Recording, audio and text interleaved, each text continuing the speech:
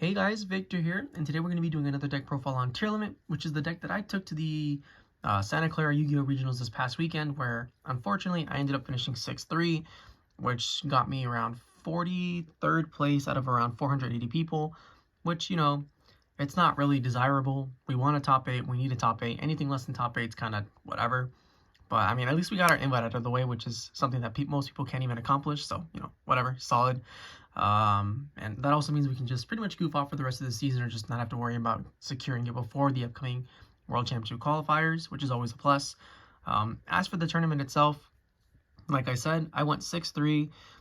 There was so much rogue that it was just hard to prepare for, honestly, because, of the 9 rounds, I played 7 different decks, and the ones that I prepared for, mainly being like Perley, Unchained, things of that nature, I just did not run into them. Like, it's legit, didn't play against any of those decks. The only meta-relevant deck that I played against was Kashtira, which I beat one, but then I lost to the other because I got hit by Dimension Shifter in Game 3. And that's pretty much going to be like the recurring story about this event, right? Nothing but Rogue, and then getting hit by Shifters Game 3. Unfortunate, but it is what it is. I think the only time I didn't get shifted to lose was during the final round, round 9, where I played against Sword Soul, and unfortunately, I just break game 1. I go normal summon Reinoheart, he ashes, and normally, that's a really bad card to ash, right? Because Reinoheart doesn't matter, but my hand was so mediocre that I just had to pass off that, and then game 3, I couldn't do anything, It is what it is, but yeah. With that out of the way, now we can just jump straight into the deck profile. Now, as always, we're going to be starting off with the monster lineup, so we're going to be playing 3 Tearlaments Kashtira, standard stuff, nothing out of the ordinary there, 2 Tearlaments Reinoheart, and then one of the limited ones being 1 Merlli, 1 Havnis, and 1 Scheiren. Standard lineup, like I always say, if you want to play 3 Reinoheart, you totally can. It's honestly up to you, but I don't really think you need to. It's just like a personal preference thing if you want to see it a lot more. And then to go with the Tearlaments, you have your Shizu cards being the Mudora, the Keldo, Agido, and Kelbek. And even with Dimension Shifter and Kashtira being so prevalent throughout the day, honestly, these Shizu cards are still fantastic because milling 5, and then the control that the shufflers give you against pretty much every other deck, and even if you're not shuffling cards against the opponent, right, just putting back your own resources can sometimes be enough to win the game. Then next, I'm still playing 3 Evolution Synchron. I just love this card and what it offers the deck. I think it's so cool with the versatility that it gives you. Just being able to go for the Ancient Fairy, Visas Amritara play, being able to come back, thanks to cards like Cross Sheep, its own ability, milling cards. It does so much. I just love this card. And something that you will notice is that I guess when we get deeper into the deck profile is that I tried to make it as resilient to Droll and Lockbird as possible, so I'm not going to be playing cards like Tuning, I'm not going to be playing cards like Kashtira, Fenrir, or Pressured Planet, even though they are really good and I should have played them. I just didn't want to take the risk on, searching tier cache, getting drilled and then passing, or I'm also not going to be playing Terraforming. Basically I wanted to make sure that every single card in my hand was as live as possible, which pretty much was fruitless, I guess, because I did not get hit by Droll and Lockbird a single time throughout this entire tournament, so sometimes you just can't trust your gut, and unfortunately this is one of the times where it backfired. I should have 100% played more consistency cards like the Fenrir, like the Pressured Planet, like Tuning, like Terraforming, all those cards, because the fact of the matter is they would have resolved. Like I said, I never got hit by Droll, but that's just a hindsight thing. You can't really prepare for that, and sometimes you just take the gamble, it doesn't work out, and in this case it just did not work out. But synchron is one of the things that did work out, and same goes for Beastking of the Swamps. Like I said, I cut King of the Swamps because I didn't want to do the whole search, discard King of the Swamps, search Poly, get drolled. But like I said, I never got drolled.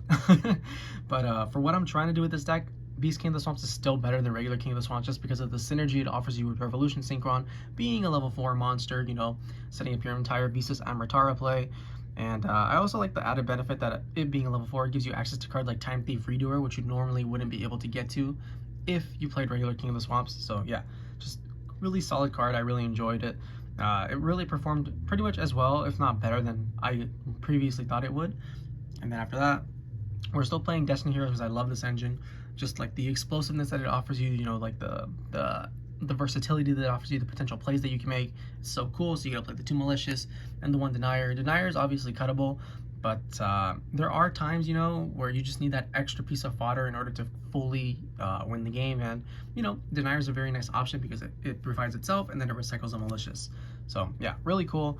And then you have your 1 Blackwing Zephyros. Still love Zephyros. I love bouncing back revolution synchrons that I bring out with Cross Sheep, which then in turn allow me to go into the Visas play because, you know, you go Cross Sheep, Special Revolution, Zephyros, Bounce Back Revolution, Synchro for Ancient Fairy Dragon, Revolution Engrave, bring itself back, mill 1, then you go straight for 8, and, you know, sometimes it just gives you access to either like your Scream or your Planet or even like your Sulliek or Trivikarma in case you haven't milled any of those, which I'm just a big fan of. You play the 1 Diviner of the Herald because, you know, bomb card is good. And then lastly, Destrudo, because Destrudo offers a lot of versatility into this deck. And the one thing that I always care about in like these types of decks is being able to make as many plays as possible at any given moment. And Destrudo pretty much being able to make itself into any level. Like if you have a Revolution Synchro from the grave that brought itself back, you can make Destrudo a 6 to make a Beatrice play. If it's a Denier on the field, you can copy that to make it a level 4, and then combine Destrudo with like a Malicious for a Baron play. If you have literally any other monster plus this, you can make a free level 7 play. Like, there's just so many things that Destrudo offers that I feel it has to be in the deck. And with that, that's the monster lineup, and now we can move on to the spell and trap portion of the deck. So the spell and trap lineup has pretty much had minimal changes from the last list, but we're still playing the triple planet. I bumped up Scream to 3, and I'm really glad I did, just because this card is pretty much like the best card to open with. Even if you don't have a like a Tearlament monster, for example, as long as you have Revolution Synchron plus any level 4, Scream is always going to be live, right? Because Visas Amritara still counts itself as Visa Starfrost, so when you special summon Visa Starfrost, you can go Chainlink 1 Visas, Chainlink 2 Scream, or, you know, whatever order you want. And yeah, it's still like a really powerful combo, so I definitely enjoyed playing 3 of them again. To go with that, we're going to be playing 2 Super Polys. So this is a card that I'm constantly going back and forth on if I want to main it or if I want to side it or if I just don't want to play it at all. And for this tournament, I opted to main it, and I'm really glad I did, just because there's so many matchups where Super Poly just saved me and build me out of like a bad situation where, right, like I lost the die roll in round 2 or round 3 to Dinomorphia, right? And yeah, if that deck goes first, especially for this, it's really rough because they combine multiple floodgates and just try to like straight up win the game. But because I had Super Poly, I was able to fuse away their 2 fusion monsters after like I broke their board a little bit through like planet shenanigans, and I was able to win the game. But without Super Poly, that's literally just not possible because they have so many negates, typically like a Solemn Judgment to back up their other floodgates, and yeah, things just get out of hand really fast. And even in general, right, you can use this against yourself in order to get your fusion summons off and help your graveyard card effects flow more. You discard key pieces like your Shizu monsters to get them into the graveyard. There's just so many good things that Super Poly has, and I'm just really glad that I included it. And that's it for the 2 ofs, and then we just play a bunch of good 1-ofs. So you play the 1-of Called by the Grave, the 1-of Foolish Burial Goods with the 1-of Foolish Burial, the 1-of Tearlaments Grief, and then lastly Instant Fusion. Like I said last time, I was trying out Instant Fusion just because the theory behind it is, right, you're pretty much always going to be summoning Mudragon to the swamp with this, and from there you can either go into like one of 2 ways. So you can keep the Mudragon on the swamp on the field, and then pretty much prevent your monsters from being targeted by cards like Effect Veiler and Infinite Impermanence, which did happen a lot, so I'm really thankful for that. Or if your hand's like particularly weak, you can also just, you know, or if you have like Revolution Synchron, you know, summon the Mudragon, it's level 4, and then that's a free Visas play. You can make the Mudragon to make your Time Thief redoers. There's just so many cool things that Instant Fusion offers to this deck, so even though we don't have Kalaeido-heart, I still really enjoyed this card for what it was able to provide for the deck's flexibility. And that's it for the spell lineup. And then for the traps, we just play the 2 Sulliek and the 1 Trivikarma. You know, nothing out of the ordinary there. I don't like playing Meta Noise or Crime in the main deck just because, as I've always stated on this channel, I'm terrible at winning die rolls. So it makes no sense to have those types of cards where they're really dependent on you, you know, actually going first. But yeah, so this is perfectly fine. I side the other one. Well, not this time, but normally I side the other ones. And with that, that's the main deck. And now we can move on to the extra deck. So we're going to be starting off with the Link monsters when it comes to the extra deck. And of course, as I mentioned earlier, we're playing the 1 Cross Sheep. This card, super easy to make, especially because we play the Destiny Heroes, right? As long as you have Destiny Hero, Denier, and a Malicious in the grave, whether you've used it or not, This card is literally just a free summon a lot of the times, and the resources that you can get back, right, are pretty much like potentially limitless, I guess, like with the potential that you have, because you can get back your diviner, then you can send like a Kelbek and Agido, and then, you know, gamble away and to see what you hit. You can get a revolution synchron and then bounce that back with like a zephyros. You can even potentially, you know, bring back a literally any level 4. You can bring like a Reinoheart, foolish, a Tearlament monster that hasn't been used yet, fusion summon into like another level 4, where you can make like a Mudragon, make for Time Thief Redoer, or you can make like a Destrudo dangerous. There's so many different things that Cross Sheep allows you to do. It's such a cool card. And then to go with our Cross Sheep, we're gonna be playing the one barricade board blocker. So this is something that I used to run a lot in like previous builds, but I had cut it until recently where I put it back in. And yeah, I just love it because any 2 monsters means a free discard, and there's lots of cards that we just don't want in our hand, whether it's like Kelbek, Agido, Trivikarma, you name it, you know? Like, there's so many cards that would be better off in the graveyard than in our hand, and Barricade Board Blocker allows us to get them in there. And then its additional effect, you know, to protect your spells from being destroyed by card effects did come up a lot, particularly in round 5, I believe, where I played against a hero player, right? We were both undefeated. He activates Enforcer's effect after I activate my Primeval planet, and he destroys his Enforcer and my planet. But because Barricade Board Blocker protected my planet, it got to resolve, and I basically just got rid of his Enforcer for free. And from there, the game was pretty much over. You know, still, I really like what this card offers, but it's not the greatest. But, you know, it's there. And then for the Exceeds, we're playing the Time Thief Redoer and the Beatrice. You know, I always have these 2 in the extra deck. Nothing out of the ordinary there. Still no Zeus. I just don't have the space for it, at least in my opinion. Just because I go so hard into, like, the synchro part of the deck that I can't really afford to play it. I mean, don't get me wrong, it's still a really solid card, but it's just not needed in this version of the deck. And then for synchros, we're going to be playing one FA Dawn Dragster again. So I've always loved this card, especially because, like I said, with Destrudo, right? Destrudo pretty much allows you to make this whenever you want, because it will always add up to 7 on whatever monster you targeted. And then there are some times where you just don't have access to Bearing the Floor, and this is just a great alternative to be able to, you know, protect yourself from any potential blowout spells and traps, because spells and traps are like this deck's biggest weakness, especially when they're like mass removal, right? So having something like FA Dawn Dragster for extra protection is always valid. And then sometimes, if your hand's good enough, you can actually get the FA Dawn Dragster plus the Bearing the Floor plus the Beatrice plus the rulkaloss, and like the game is just straight up over. So yeah, love this card. And then for your standard combo, you have the Ancient Fairy Dragon with the Visas and Ratara, Bearing the Floor. You know, good cards. And then for fusions, we're playing the one Destiny Hero Dangerous because I still love this package. Discarding cards, foolishing Destiny Hero monsters, making Beatrice getting access to literally any card you want out of your deck. Yeah, good. Then you have the super poly targets of Garura, Mudragon of the Swamp, and Dragostapelia. You can make them naturally, you can make them with super poly. In the case of Mudragon, you can make it with instant fusion. Yeah, they're just really good cards, but Dragostapelia is probably the weakest one, if I'm being honest. It never really came up all that often, but you still have to play it just because the situations will come up where you have to recycle your resources. Then, for the cards that need the King of the Swamps to function, you have the one Grapha, the one rulkaloss, and the one kaleido-heart. And with that, that's the extra deck. 15 cards like always. Nothing too out of the ordinary besides the Barricade Board Blocker and the Dawn Dragster. But yeah, if you don't like those, you want to play like a more Shadal based engine, you could totally like include it, right? There's so many drafts of this deck where I have cards like El Shadal Windows, Cypher Lord Omega, Dragite, Crystal Wing Synchro Dragon. There's so many different avenues that you can take with the extra deck.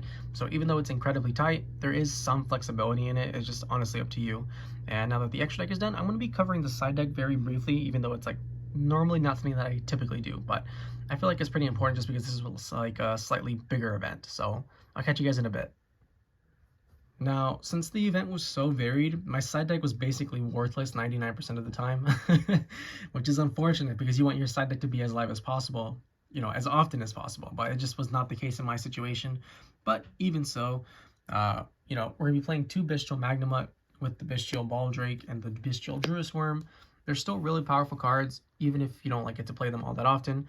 And you know, the matchups that I did see, which were like roguish, it came up because I played against like an undefeated Drytron player around round 4, where these cards are just insane.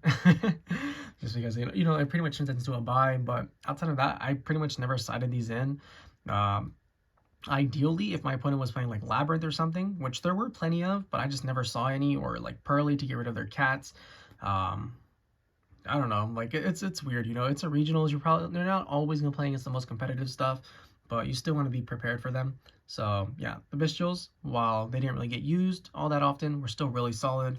We have 3 artifact Lancias for shifter decks, which did help out a lot, especially against like Kashtira, right? Because even if they don't have the shifter, just being able to drop artifact Lancer during like the draw phase or the standby phase, a lot of the times just can straight up win the game, because that deck cannot function with, you know, while it's getting artifact Lancias, because they can't use their Pot of Prosperities, they can't summon their Kashtira Scare Claws. Their Rise Heart is worthless because it's going to stay as level 4, so that means they're only going to be able to go for like a potential rank 7 play, and that's typically more than enough to slow them down to win the game. So yeah, really solid card, easily the best card in my entire side deck, but still, it didn't come up all that often just because, like I said, it's such a varied event, because regionals, while they are still more competitive than your average locals, sometimes, you know, you just get awkward matchups all day, as opposed to like a YCS or something. Then for the final monster on the side deck, we play 2 Radiant, the multi-dimensional Kaiju. They're just decks that, you know, sometimes set up boss monsters. And since I took out Underworld Goddess from the extra deck, I needed something to get rid of those, you know, big towers-like monsters. And Radiant is pretty much the best one, just because I like the synergy that it has with all your Tearlaments and being able to make Mudragon of the swamp. But that's just me. You can also play Gameciel if you really want. It doesn't really matter at the end of the day. And then the rest are just spells. So we play 2 Xyz Encore. This is mainly for Perley, just because it helps you out their Perlereino Noir, right? Since it detaches all the materials, it doesn't technically affect the card, it affects the material, so it'll still work. It'll detach everything and then it'll bounce it back, and the card's just fantastic. But I didn't play any, so it literally pretty much never came in. It only came in against Kashtira, and I didn't draw it against that, so whatever. Played 2 Dark Ruler No More. Also another fantastic card that I just never drew all day. Even if I sided it in, it was just ineffective a lot of the time, just because, I don't know, it's weird, right? Like, the card's good, but every time I had it, my opponent either had like a subpar field, or it didn't do anything. But it's still nice to have just in case. And then for the final card, 2 Twin Twisters, also mainly for just like back row decks, right? So one of the things about Labyrinth is that they will Eradicator you, but this deck honestly doesn't care about getting Eradicator, just because so many of the cards float. We actually preferred them Eradicatoring us, if that makes sense, just because they're like, great, they lost their resources and we were basically still playing at full power. But having chainables like Twin Twister to get rid of key cards like that is really valuable. I figured I wouldn't play any Runics, which is why I didn't play Cosmics instead, and I was right. I didn't play any Runic decks, but I also didn't play any like trap heavy decks either. So Twin Twisters is pretty mediocre all weekend as well. And with that, that's the deck profile. I hope you guys enjoyed it. If you did, please feel free to like, comment, subscribe, and I'll catch you guys next time. See ya!